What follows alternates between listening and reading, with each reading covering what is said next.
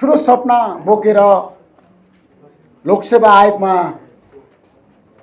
बसेर अथवा परीक्षा दिएर यो देशको सेवा गर्ने चाहना राख्ने सम्पूर्ण युवाहरूलाई अभिनन्दन गर्न चाहन्छु, स्यालुट गर्न चाहन्छु।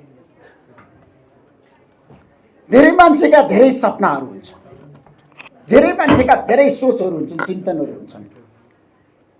आज लोकसेवा आयोगमा परीक्षा दिन पाइन भनेर विद्यार्थीहरू यसरी पत्रकार सामु आउनु पर्ने यो अवस्था आउनु विडम्बना हो। लोकसेवामा अन्तर्गत विद्यार्थीहरूले जसरी पत्रकार सम्मेलन गर्नुपर्ने अवस्था आयो यो पनि राम्रो होइन। म राज्यलाई भन्न चाहन्छु, प्रधानमन्त्रीलाई भन्न चाहन्छु, सरकारका सम्बन्धित निकायलाई भन्न चाहन्छु, लोकसेवा आयोगलाई भन्न चाहन्छु, हाम्रो देश नेपालमा युवाहरूले यही देशमा बसेर रोजगारी गर्छु, यही देशमा बसेर जनताको सेवा गर्छु, यही देश बनाउनको लागि म सरकारी विभिन्न आयोग निकायमा अथवा मन्त्रालयमा बसेर काम गर्छु, जागिर खान्छु भनेर लोकसेवा आयोगमा चाहिँ जाँच दिन पाऊँ भनेर भन्नुपर्ने दिन आउनु। अहिलेको युवाहरूको सरकार, लोकतान्त्रिक सरकार, दुईटै मतको सरकारको लागि यो के लज्जाबोध होइन? यस्तो अवस्था किन आयो?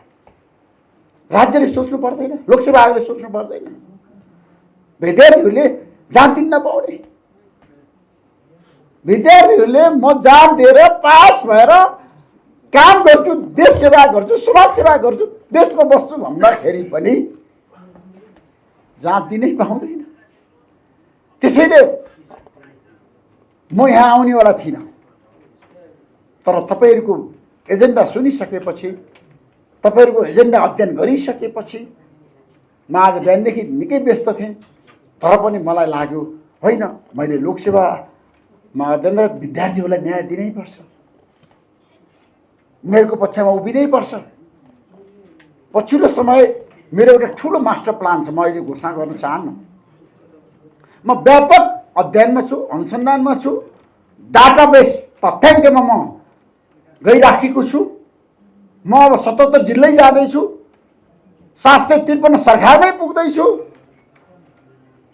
र भदौ लागिसकेपछि मेरो यात्रा गाउँघरमा, कुना काप्चामा, गरिब, निमुखा, असहाय किसानको घरमा हुन्छ। म अब काठमाडौँ बस्दिनँ, मैले घोषणा गरिसकेको छु। अब देश जसरी बन्नु पर्थ्यो त्यसरी बन्न सकेन। किन बन्न सकेन? दुईटै मतको सरकारले जसरी जनताको पक्षमा काम गर्नु पर्थ्यो किन काम गर्न सकेन? अथवा हाम्रो देशको समस्याको जड के हो, कसरी समाधान गर्ने? मेरो एजेन्डा भनेको अब प्रश्न सोध्ने होइन, समस्याको समाधान खोज्ने हो। ऋषि धमला अब समस्याको समाधान खोज्ने अभियानमा छ देशको। 35 वर्ष मैले प्रश्न गरेँ, धेरै प्रश्न गरेँ, सबैलाई प्रश्न गरेँ, मैले प्रश्न नगरेको मान्छे कोही पनि छैन।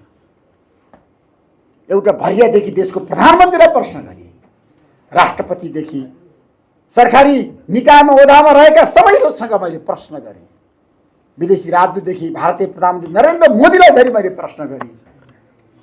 अब म प्रश्न गर्न छोडेर जनताको समस्या समाधान गर्ने उपाय खोजिराखेको छु। त्यसैले आज म तपाईहरू जस्ता यो देशको भविष्यको कर्णधार विद्यार्थीहरूको समस्यालाई सम्बोधन गराउनुपर्छ, यो समस्या समाधान गराउन पहल गर्नुपर्छ। बोलेर मात्र हुँदैन। म तपाईँलाई आश्वस्त पार्न चाहन्छु, तपाईँहरूको माग छ, तपाईँहरूले परीक्षा दिन पाउनु पर्यो, रोकेको परीक्षा सुचारू हुनु पर्यो। लोकसेवा आयोगले परीक्षा रोकेको छ, विज्ञापन खोलेको छैन त। परीक्षा रोक्यो भने विज्ञापन खोलेको छैन। लोकसेवा आयोगले अब विज्ञापन खोल्नु पर्यो, लोकसेवा आयोगले विद्यार्थीहरूलाई परीक्षा दिने मौका दिनु पर्यो। त्यसमा ऋषि धमला चट्टानी अडानका साथ तपाईँहरूको सामु उभिन्छ। ढुक्क हुनुहोस्, तपाईँहरूलाई साथ दिन्छ, तपाईँहरूको एकजना राष्ट्रियकरण गर्छ। म स्वतन्त्र नागरिक अभियानको एकजना नेतृत्वकर्ता हुँ, अध्यक्ष हुँ। मैले तपाईँहरूको पीडालाई बुझेको छु। आज लोकसेवा आयोगमा किन विज्ञापन रोक्यो? म लोकसेवा आयोगको अध्यक्षसँग कुरा गर्दैछु, सचिवसँग कुरा गर्नेछु, सामान्य प्रशासन मन्त्रीसँग कुरा गर्नेछु, प्रधानमन्त्रीसँग कुरा गर्नेछु, प्रधानमन्त्रीको सचिवालयसँग कुरा गर्नेछु र तपाईहरूको रोकिएको परीक्षा सुचारू गराउन पहल गर्नेछु। मैले गर्ने यति हो। मैले गर्ने यति हो। त्यसैले म तपाईँलाई भन्न चाहन्छु, विद्यार्थी साथीहरूलाई नआत्तिनुहोस्, हरेस नखानु, निराश नहुनुहोस्। कुनै पनि मान्छेमा समस्या आउँछ, समस्याको समाधान हामीले खोज्ने हो, आत्तिने होइन, निराश हुने होइन, आत्मबल दह्रो बनाउने। भोलि तपाईँहरू नै हो यो देशको मुख्य सचिव बन्ने, भोलि तपाईँहरू नै हो राजदूत बन्ने, सचिव बन्ने, संवैधानिक नियुक्तिमा तपाईँहरूकै भोलि सम्भावना हुन्छ, पहुँच हुन्छ। लोकसेवा आयोगमा तपाईँले जाँच दिइसकेपछि, तपाईँहरू पास भएर जाहिरमा गइसकेपछि, जाहिर खाइसकेपछि भोलि यो देशको नेतृत्वकर्ता प्रशासनिक क्षेत्रमा तपाईँहरू नै हो। त्यसैले तपाईँहरूलाई त्यो अवसर दिलाउन ऋषित मलाई लाग्छ। अब धेरै कुरा जानेको बुझेको टेक्नोलोजी छ नि, अध्ययन गरेको, अबको पुस्ता भनेको प्रशासनिक क्षेत्रमा पनि व्यापक रूपमा सुधार भइसक्यो त। पहिलाको पुरानो ढर्राबाट प्रशासन चल्दैन। मैले बारम्बार भनेको छु, देश बनाउने कर्मचारीले हो, प्रशासनिक क्षेत्रले नै हो। राजनीतिक नेतृत्व देशको नेतृत्व गर्ने हो, भिजन दिने हो, त्यसलाई कार्यान्वयन गर्ने कर्मचारीले हो, ब्युरोक्राट्सले हो, प्रशासकहरूले हो। हाम्रो देशमा अहिले जति काम भयो नि त्यो पनि प्रशासककै कारणले, कर्मचारीकै कारणले भएको छ। राजनीतिक नेतृत्वले छ नि ठुलो कुरा नगरे हुन्छ, ठुलो कुरा नगरे हुन्छ। मेरो भनाइ कहाँनिर भन्दाखेरि जब त्यो राज्यमा, त्यो सरकारमा, त्यो देशमा कर्मचारीले समस्या भोग्नुपर्छ, कर्मचारी समस्यामा हुन्छन्, कर्मचारीले काम गर्न पाउँदैनन्, कर्मचारीलाई विश्वासमा लिएर जब राजनीतिक नेतृत्वले काम गर्न सक्दैन, देशमा विकास हुँदैन। अब कर्मचारी तन्त्रलाई साथमा लिएर जाने, सँगै सहकार्य गर्ने, हातेमालो गर्ने नेतृत्व चाहिएको छ देशलाई अहिले, देश बनाउनको लागि। साथीहरू, भोलि तपाईँहरू हरेक तर तपाईँ कहाँ पुग्नुहुन्छ। लोकसेवा आयोगले विज्ञापन त खुलाउँछ, 2 हप्ताभित्र खुलाउला, 1 हप्ताभित्र खुलाउला, 1 महिनाभित्र खुलाउला। तर हामी अब मैदानमा आइसकेका छौँ। तपाईँहरू मैदानमा आइसक्नु भएको छ, तपाईँहरू कफन बाँधेर आइसक्नु भएको छ। अब तपाईँहरू ब्याक हुनुहुन्न। जबसम्म लोकसेवा आयोगले तपाईँहरूलाई हामीले विज्ञापन खुला गऱ्यौँ भनेर भन्दैन, तबसम्म तपाईँहरू ब्याक नहुनुहोस्, आन्दोलन अगाडि बढाउनुहोस्, आन्दोलनको नेतृत्व गर्नुहोस्। आफ्नो अधिकारको लागि हो यो, तपाईँहरूको व्यक्तिगत स्वार्थको लागि होइन, देशको लागि हो, जनताको लागि हो, यो समाजको लागि हो। त्यसैले म आज लामो कुरा बोल्न चाहन्न। लोकसेवा आयोग अझ पनि एउटा विश्वासिलो संस्था हो है।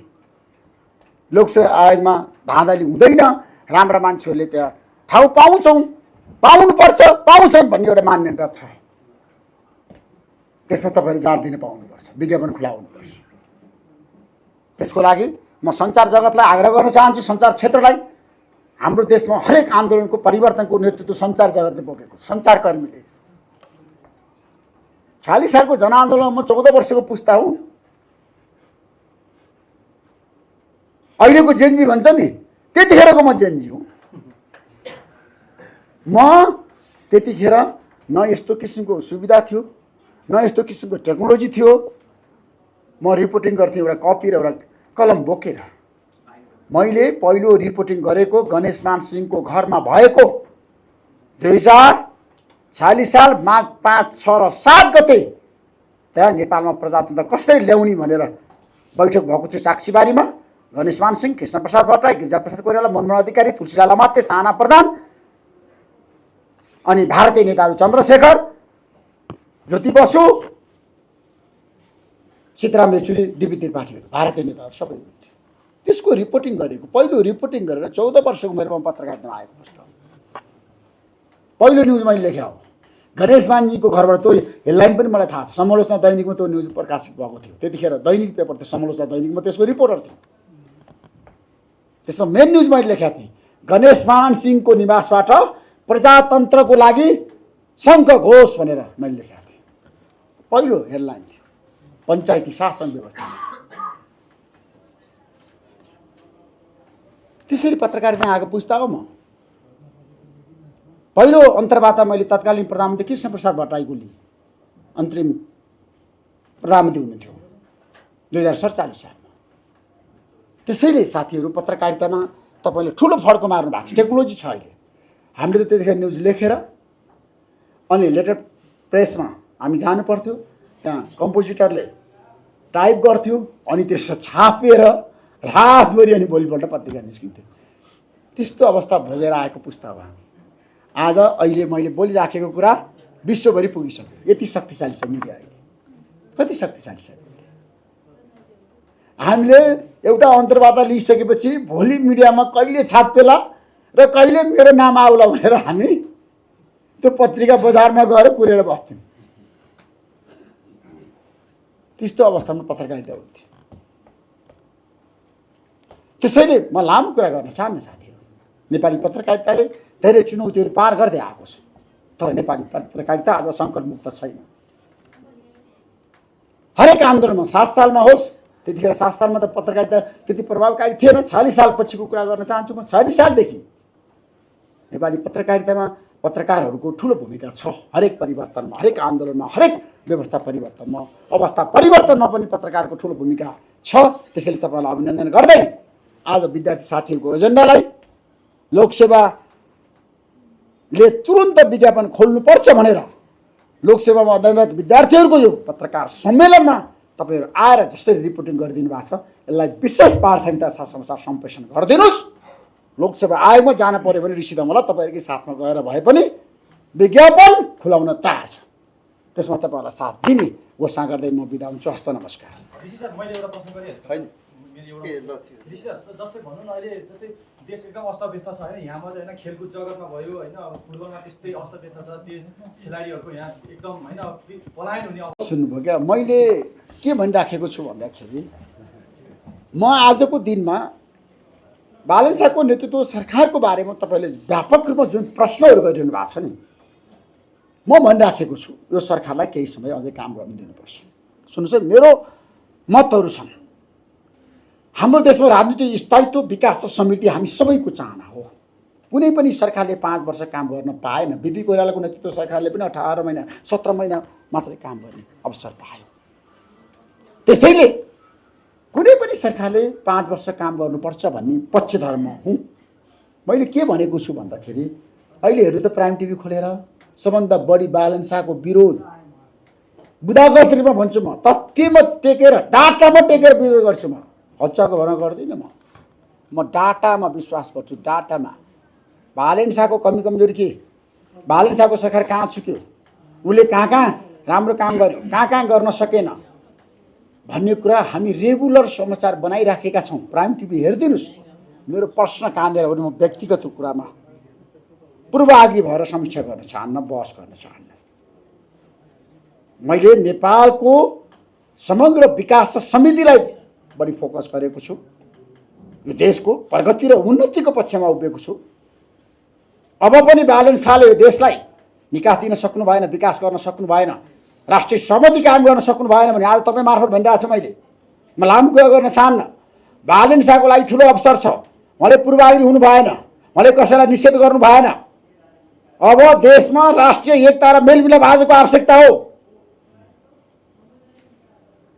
अब सबै राजनीतिक शक्तिको बिचमा विरत्तलाई गोलमेज सम्मेलन गरौँ न त। ल देशको विकासको लागि, निकासको लागि ल सबै शक्तिलाई एक ठाउँमा राखौँ। ल त्यसो भए ऋषिले मलाई पहल गर्न तयार छ। स्वतन्त्र नागरिक अभियानको नाताले सबैलाई राखौँ। देशको निकास आज जनताले खोजेका छन्, विकास खोजेका छन्। दुईटै मतको सरकार कुनै पनि हाम्रो देशमा पुरा अवधि काम गर्न पाएको छैन। केपी शर्माले पनि दुईटै मतको नेतृत्व गरे हो, बिपी कोइरालाले पनि दुईटैकै नेतृत्व गरे हो, प्रचण्डले पनि दुईटै मतको नेतृत्व गरे हो, शेरबहादुर देउवाले पनि दुईटै मतको नेतृत्व गरे हो। तर कुनै सरकार टिक्यो त? टिक्यो? त्यसैले म भनिराखेको छु, अब राष्ट्रिय सहमति आजको आवश्यकता हो, वृहत राष्ट्रिय सहमति। जनताले ग्यास पाएको छैन, तपाईँ बोल्नुहुन्न, चुप्पो। सरकारकै कति समर्थन गर्नुहुन्छ तपाईँ? जनताले ग्यास पाएको छैन सबभन्दा बढी मैले बोली। तर जनताले ग्यास किन पाएन? हिजो पनि मैले बोलेको छु, तपाईँ हेर्नुहोस् है रिपोर्टर्स क्लबमा मैले भनेको छु जनताले ग्यास पाएनन्। किन पाएनन्? बालेन शाहको नेतृत्व सरकारले जनतालाई ग्यास दिन सकेन। किन दिन सकेन? आज राष्ट्रिय समाजवादी पार्टीका नेताहरूले भन्न थाले 10 दिन भइसक्यो मैले ग्यास पाइनँ। प्रधानमन्त्रीज्यू, मेरो आग्रह छ, म आज प्रधानमन्त्रीको सल्लाहकारको टिमसँग बसेको थिएँ। मैले भनेको छु जनतालाई छिटो ग्यास देऊ। जनता ठुलो समस्यामा छन्, जनता पीडामा छन् र जनतालाई सक्षम बनाऊ, सफल बनाऊ, जनताको लागि काम गरौँ। जय जनता। Thank you so much. नमस्ते।